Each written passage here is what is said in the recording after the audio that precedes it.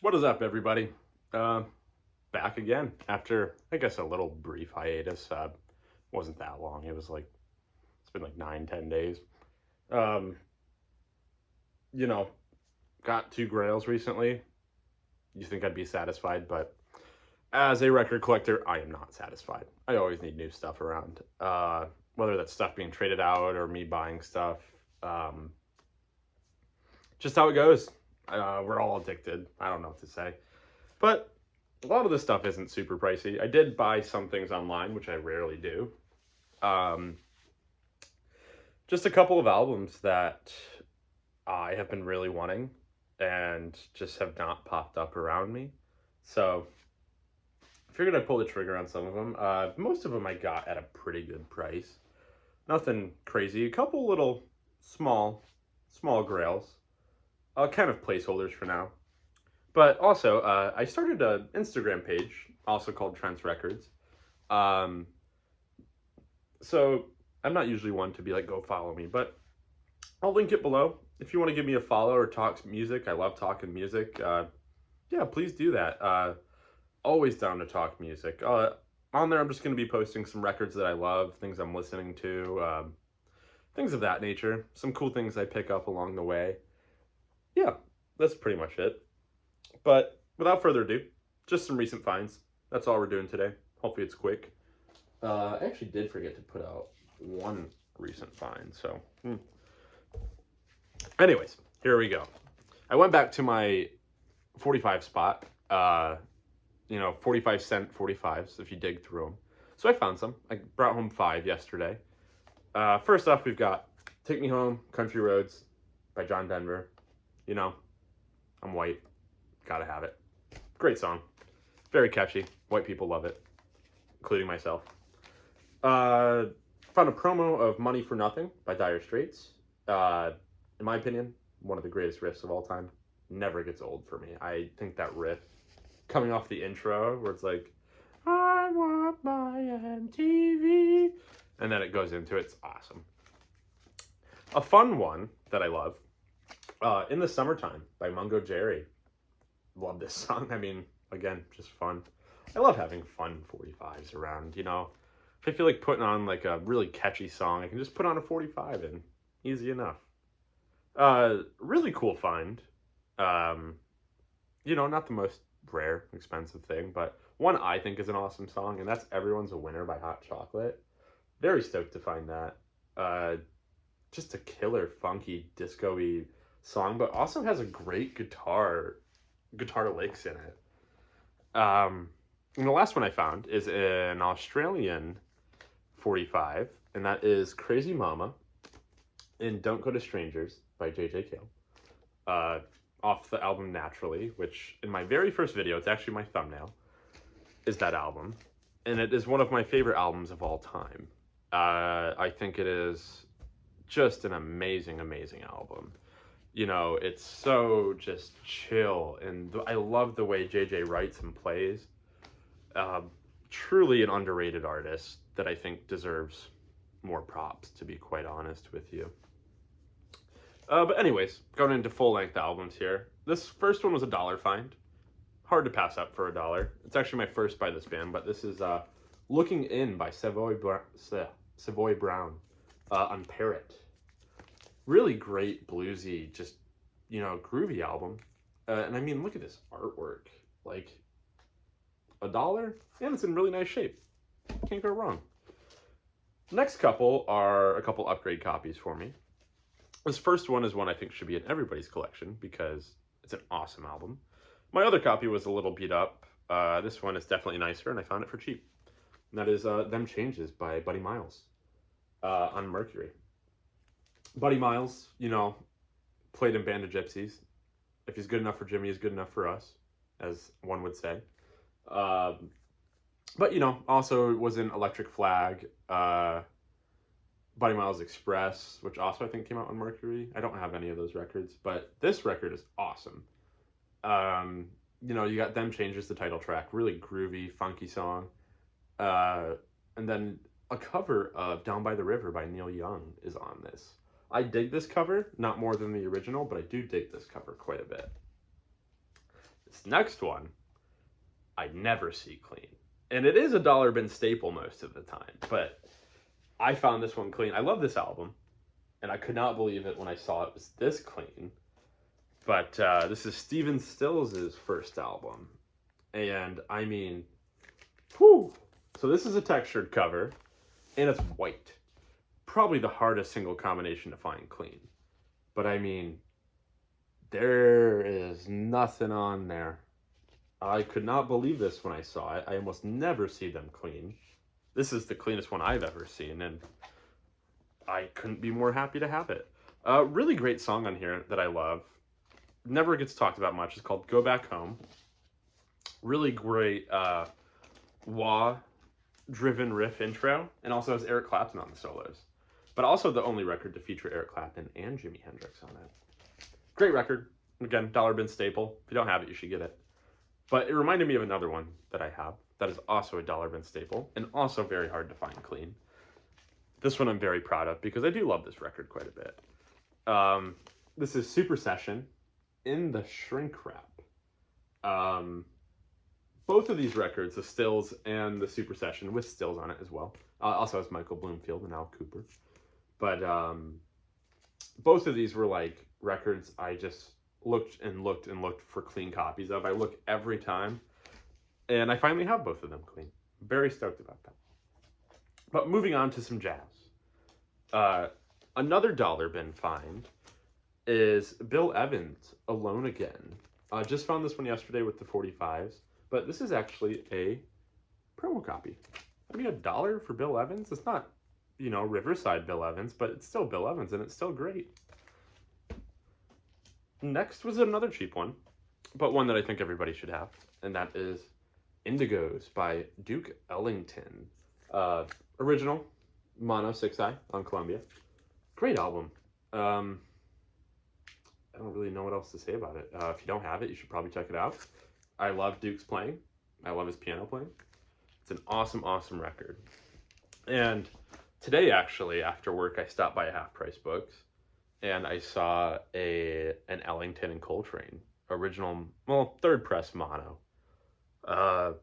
Wanted $50 for it. Genuinely thought about it, but the record had a big tear in it, and the record was a little scratched up. They also had a Ballads first press mono that was also kind of beat up, and it's pretty sad. I really wish they would have been in a nicer shape. I would have totally bought one. I mean, $50 for a first press impulse mono? Coltrane? Anyways, moving on. I digress. This one I got the same day as the Buddy Miles, but Gets a Go-Go on Verve. You know, another classic Gets release on Verve. Another chiller session.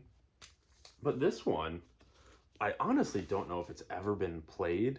I mean, I opened this up when I got home. I don't know if you can hear that, but it still makes like the crinkle sound of when you open a gatefold for the first time. It has the original Verve inner that looks spotless. The record looks like it may have been played like once. I got this for like $5. How can you go wrong with that?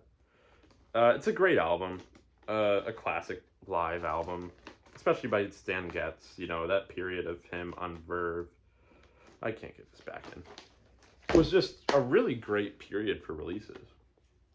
Anyways, some more jazz. I don't know if I showed this in my last video, but I did get this like the day before I got the Yesterday's Children, and I think I just forgot to show it. This is a Boss Guitar by Wes Montgomery on Riverside with that black label. And this, actually, I didn't know, is a like 75 Japanese press. And so I didn't know until I got it home and looked at it further, but I guess I should have looked because it says Made in Japan right there. Doesn't have the obi, but honestly, could have fooled me in the store. It looked like an original, but maybe I will get an original. Speaking of Riverside, I found this one. This is the only album I have by this artist right now. I've had some in the past, but that was kind of more when I was closer to starting out with jazz. And for me personally, I don't think this is an artist that was very conducive for starting out listening to jazz. I think this is an artist that takes some time to really understand and get more used to. At least in my opinion, I was not very uh, his playing sounded weird to me, pretty much. Um, but nowadays, I really appreciate his playing, and I really love a lot of his records, especially on this label. This is 2 Hours with Thelonious. Apparently, it was a limited edition in '63, I believe, on Riverside. It really is 2 hours of Thelonious Monk, but they're live European concerts. This is on that blue Riverside label. I have yet to listen to this, though. Maybe I'll come back with a review in my next video. I need to give it some time. You know, sometimes still a little hesitant on the Monk. I like, you know, I like Brilliant Corners quite a bit. I like most of his Riverside stuff quite a bit. I really love the album Solo Monk, actually, which I have seen an original of before a couple of times, and I passed both times, but I'll find one eventually. I do really love that album and would highly recommend it.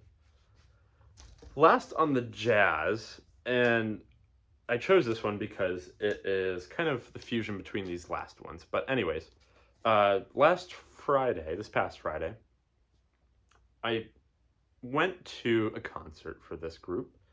Didn't know at the time that it was an album release party, but it was an album release party, which made it even cooler to me.